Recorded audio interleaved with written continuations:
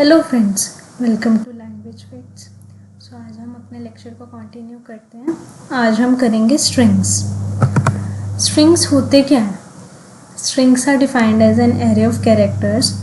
The difference between a character array and a string is the string is terminated with the special character /0।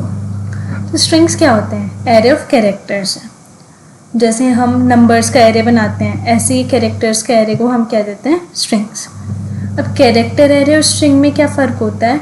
बस string last में terminate होता है /0 से। ठीक है। String are actually one dimensional array of characters terminated by null character /0।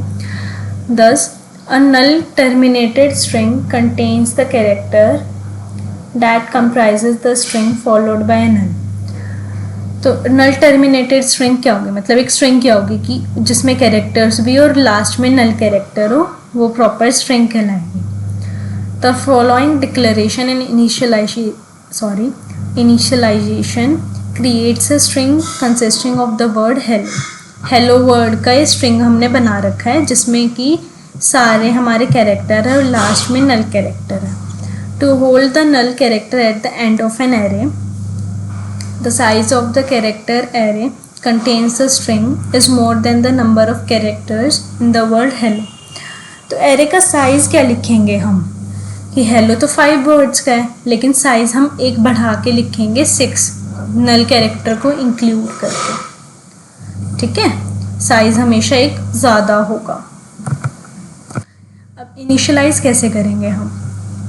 HELLO और साथ में नल कैरेक्टर आ जाएगा, या हम ऐसे भी इनिशियलाइज कर सकते हैं। ठीक है, तो हम एरे की तरह ही कर दें या हम ऐसे कर सकते हैं। सेकंड मेथड हमारा ये है।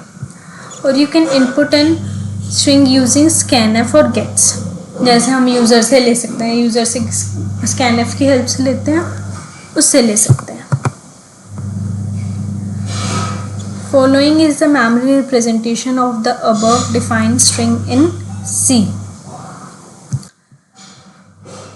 जैसे एरे को हम दिखाते हैं कि कौन से वो इंडेक्स पे जा रहा है और कौन से एड्रेस पे, ऐसे ही कैरेक्टर होगा। कैरेक्टर का साइज़ क्या होता है? 1। सो जैसे इंटीजर्स का साइज़ 4 होता था, तो 4 के गैप पे एड्रेस चलता था। इसमें 1 के गैप पे चले गए, जैसे 51, 52, 53, 54, 55, 56। ऐसे इंडेक्स नंबर 0, 1, 2, 3, 4, 5। ये समझ में आया? Actually you do not replace the null character at the end of the string constant. The C compiler automatically plays the at the end of the string when it initialize the string। हम खुद से नल character नहीं लिखते, C अपने आप उसको place कर देता है लास्ट में। अगर हम चाहे लिखे चाहे ना लिखे, लास्ट में C कंपाइलर अपने आप उसको प्लेस कर देता है। जैसे एक एग्जांपल है, हमारे पास प्रोग्रामिंग जो वर्ड है उसको हमने लिखा है। अब प्रोग्रामिंग 11 वर्ड्स का है, ठीक है, लेकिन हमने उसको लिखा 12, साइज उसका लिखा 12 है। क्यों? नल कैरेक्टर की वजह से। तो जैसे हमने एरे लिखते हैं वैसे ही हमने चाहे तो प्रोग्रामिंग लिख दिया, या हमने एक इकट्ठे स्ट्रिंग में लिख दिया उसको। तो दोनों का अगर प्रिंट करा रहे हैं हम, तो ये कैरेक्टर एरे है, ये स्ट्रिंग लिटरल है। ठीक है। अब कैरेक्टर एरे तो प्रिंट सेम ही होंगे, लेकिन बस लिखने का स्टाइल दोनों अलग अलग है। ठीक है। अब जैसे हमें यूज़र से इनपुट लेना है स्ट्रिंग का, वो कैसे लेंगे? Till now we have used scanf to accept the input from the user. However, it can also be used in the case of strings but with the different scenario। User से लेने के लिए हम क्या यूज़ करते हैं? scanf लेते हैं, यूज़ करते हैं। स्ट्रिंग के केस में भी ये है, लेकिन सिनेरियो डिफरेंट होगा। कैसे? Consider the below code which stores the string while space is encountered. जैसे देखते हैं हमने डिफाइन कर दिया पहले कि हमें एस नाम का एक एरे बनाना है जिसका साइज़ 20 होगा। हमने स्ट्रिंग एंड प्रिंट एफ करवा दिया, स्कैन एफ से हमें ले लिया, एंटर करवा लिया, देन हमने उसको प्रिंट करा दिया। ठीक है,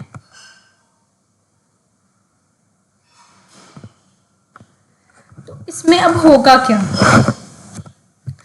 यूज़र यहाँ पे हमें पूरा एक ही नाम लिखना है, स्पेस नहीं डालनी, वो तो सही आएगा जहाँ पे हमें स्पेस नहीं डालनी। अगर स्पेस डालेंगे हम तो क्या प्रॉब्लम आएगी, जैसे कि फॉर एग्ज़ाम्पल हमने लिखा कैर CH10, एक एरे बनाया 10 साइज़ है जिसका, उसमें लिखा राम कुमार शर्मा और उसको प्रिंट करवा दिया। उसकी आउटपुट क्या आएगी, सिर्फ राम।